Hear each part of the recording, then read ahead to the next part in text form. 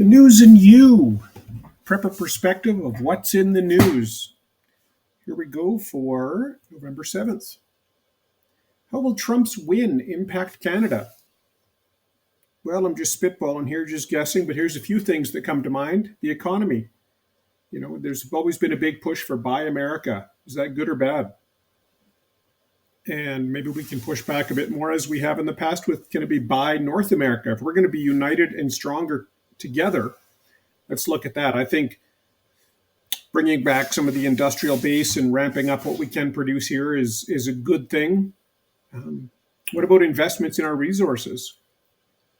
If we're going to have resource security, critical minerals, oil, water, all of these key resources, we've already seen investment by U.S., by the military, by government in some of our industries up here. See more of that. Immigration. Well, if we don't think if that's only going to be the southern border for the U.S. and Mexico, I think we should think again. There's going to be a lot more attention to our northern border as well. We could let potentially a lot of stuff through to the States. I don't think they're going to be having it anymore. Military spending. I think we should expect to see more pressure from the States on us to actually live up to our commitments in NATO and to increase our defense funding and budget. Again, not necessarily a bad thing, even if you say, well, I'm not a warmonger. We shouldn't do that. There's lots of other things the military does, and especially in the North, we have to be very strong in that. But the military in general, I think we can expect to see more calls for that. Abortion. If more bans go ahead in U.S. states for abortion, we will see more people seeking to have abortions up here. So whatever your stance is on that, I suspect it's just a reality that if things, you hear talk about people saying, well, if Trump gets in, I'm leaving. Okay, maybe. Where are they going to go to? They got family there, probably here. United North America. I think there'll be more pressure, more calls to act together. Some of the groups that we're just identifying or calling out or labeling as terrorist organizations here, the U.S. already did that years ago. Pressure for tariffs, bans, actions against China, the Middle East. There'll be a lot more call. Intelligence sharing, the Five Eyes of which we are part of. Or different things, the TikTok bans, EV, electric vehicles, all kinds of things. I think we'll see more calls for that. We're going to have to make some tougher decisions. And I think even around the world, that'll, with our elections coming up or other areas coming up, I think if you see what people consider to be certain people elected in various countries, there'll be more perhaps push or more momentum given for that in other countries. So how will the Republican Party winning in the States affect who wins up here? Keep it thinking. Protecting your electronics. So again, there's more items in the news about solar flares and coronal mass ejection, the northern lights, the good and the bad of it, all that stuff. Well, when you're looking at your plans, what are those trigger events? Like if you hear that there's going to be a solar flare, a solar event, something just happened, blackouts expected, what do? What are the things that you have in your plan? What actions do you take? Do you go and unplug items that you don't need, maybe for the next day or two, to limit the chance that they will be impacted? Maybe, if you hear, heaven forbid, that there's just been a nuclear detonation somewhere or potential for EMP, electromagnetic pulse from that, what do? What actions do you take? What's your baseline? Do you have baseline shielding? Do you have surge protectors? Either, in a simple way in the power bar that you have your device plugged into, or a whole house surge protector. The picture there is the Siemens FS140 whole house surge protector. The picture to the right of it is my cat. Whenever I see, I have a Siemens FS140 whole house protector in my house. And whenever I see the two green glowing lights, it reminded me of that picture that I snapped of my cat. Maybe my cat is a surge protector. Backups.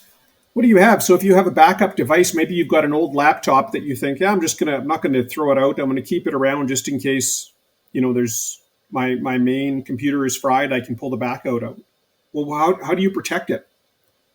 Do you wrap it in newspaper or kind of that foam insulation stuff, the really thin stuff, and then do you wrap it in tin foil and then put it inside a metal garbage can in your basement? You got to store it somewhere. Why not? Walk around the neighborhood, you can get metal garbage cans for free. If you ask people, are you using that metal garbage can in your backyard? They might not have forgotten they got it. Or go and get one.